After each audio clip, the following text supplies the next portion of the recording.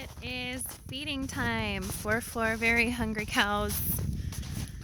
And they are going to be mooing at me the entire time I walk over to them.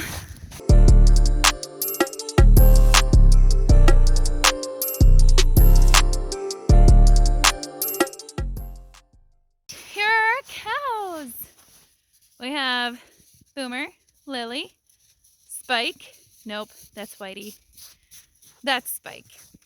And they're looking at me like I'm crazy because I'm talking to my phone. But they're hungry, so let's get them some food.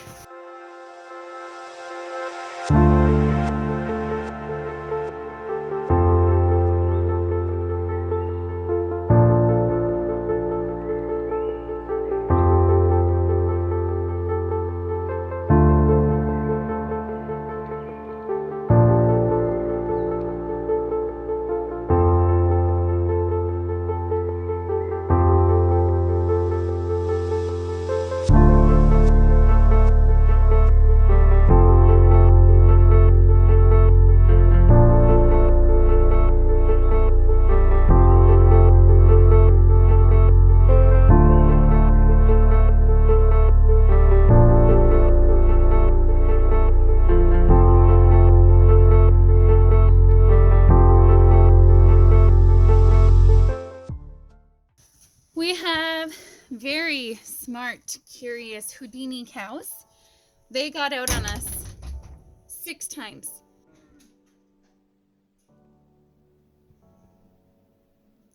Why are you here?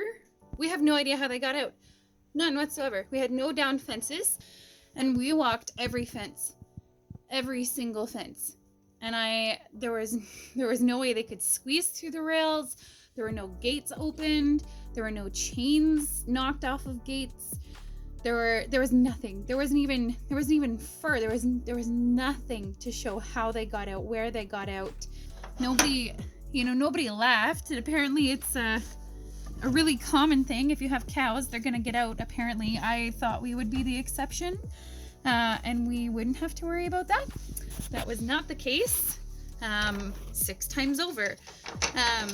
If we had found any way that they were getting out, we would have made sure that they couldn't. But we couldn't. We could not find where they were getting out. But there they were. But their latest thing is they like to get back into the barn. Now they have shelter outside. There is absolutely no reason for them to come in here except that they're curious. So I just locked myself in here. They have to lick this here, lift it up, and it was standing in front of it. They have to not be against the door, and then they have to pull it open, and they have to swing it right out towards them, and they did twice, and they got into the barn. Now our first time they got into the barn, they did it 3 times actually. We were really lucky the first time because this gate then was closed. So they were really just stuck in this opening. And all they could do was go into the pen. And that was fine because they are way too big. So they'd only come in like 1 or 2 at a time. And we thought, oh, that's really strange. How could they have come in?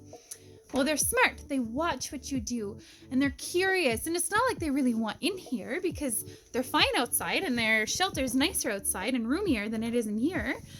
But they're curious, so they want to try it. So then, inside, when you close that gate, you come over here, we now have to close this gate, swing it shut. And they got through here twice. We have this wire and we hook it over. So we have to push it over here, and then we pull the deadbolt over that wire. So the wire is behind it. And this door, this gate, it can't open. And I don't know how, but Lily watches what you do. And so even when we put a gate, like a chain on the gate to keep the gates shut, she'll lick at them. And she tries really hard to get that chain knocked off. She doesn't care about what's on the other side. She has more delicious food inside. Her farm field, that's it. She has way more food, more delicious food. She has grain in there. They have everything they need. But the backyard is just really curious. And it seems delicious. The grass just must taste so good on the other side of that fence that she's just curious. She just does it. So even here on this one, they got that open twice. And now we've gone through 2 times now where we've had to completely redo the barn. And it looks like a mess. It is a write-off in here like nobody's business. Do you want to know why? Because we had cows get in here again the other day. And they get in here and they knock everything over. These poor motorcycles have been knocked over, stepped on, and laid on twice now. And I mean, like, my heart is broken. This one was just restored. And now we've got a little rip in the seat from a cow stepping on it. Yay! So, I guess my lesson would be, you need deadbolts. Or something with a lock. Something way more secure than just bolt locks, I guess. Or if you think that they can't get in, they're going to get in. So, I mean, it has to be something super secure to keep them out. And maybe that's not every cow, but that's been ours. And they are brilliant. So I'd be afraid of what they could do if they were around for another year or so. We would be in trouble. When they were babies, we had 4 calves that we were feeding at once, all at the same time. And to hold a bottle for 2 calves that are bunting, and they don't finish at the same time. There's always one really fast calf and one really slow calf. And the other ones, they don't care. They're really hungry. So if they finish first, they're going to go after the second one. So you really need your hands free so that you can keep the one that's slower, keep them to their bottle and not pushed away by the one that's faster. So Zach had a genius idea. He made these little bottle holders. And all you did is you drop the bottle into here, and there's a little hole in the bottom, and the nipple went through there. So when they bunted, they weren't bunting the bottle out of the way. They were just bunting this wood. And it worked great. So we were able to feed all 4 cows at the same time. And most of the time it was the 2 of us coming to bottle feed, and you had to feed twice a day, every day. But I mean, with that, it was so easy. Like, one of us could do it. Another thing that we ran into, so we got them as day olds. We bought them, well, we didn't buy them actually, they were gifted to us because they were twins on a dairy farm, and dairy farmers don't typically keep twins. I didn't know because twins are typically sterile. So you really need a female to be able to breed in order to produce the milk, and twin bulls don't grow very big. So they weren't interested in keeping them. So my sister-in-law and her husband were working on the farm, and they were offered to us for free. So we drove to Guelph and we picked them up, and it was about a 3.5 hour drive in March. So, I mean, they had jackets on them. We had a wooden crate for them, but we still had to bring them in the back of a truck, and it was cold. I'm not gonna lie, we tried to pick the warmest day, but it was still, I mean, it was March. So the first 2 came one week, and then the weekend after the other 2 came, and the first 2 that came, they were pretty healthy. The female, she got a little sick, and we just fed them electrolyte to drink. We stopped them on the milk and we gave them the electrolyte, and just tried really hard to keep everything boosted. And when we brought the other 2, they were already sick when we picked them up. It's really, really common. Calves get sick. They get sick all the time. But with transportation, it wound up being worse than we had anticipated. The younger 2 that came second, they got pretty healthy pretty quick. I don't know. Cows have been an experience. They are, like I said, little Houdinis. They are very curious.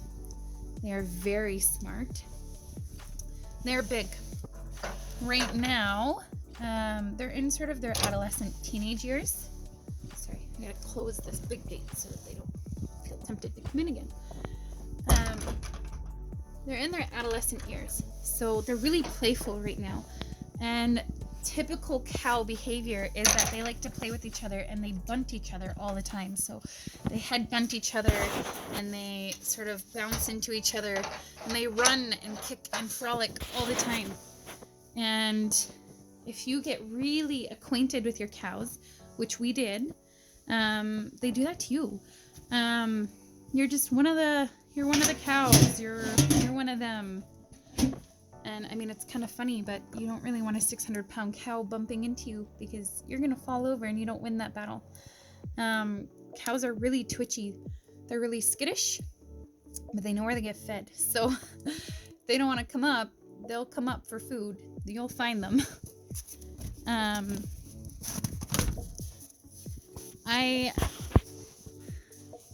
tend to be really nervous around the cows just because I'm afraid of getting pushed over.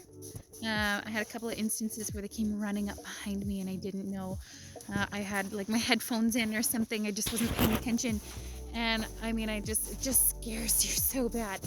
But you just got to be aware and everything should work out. Anyways, that is enough talking from me. So without further ado,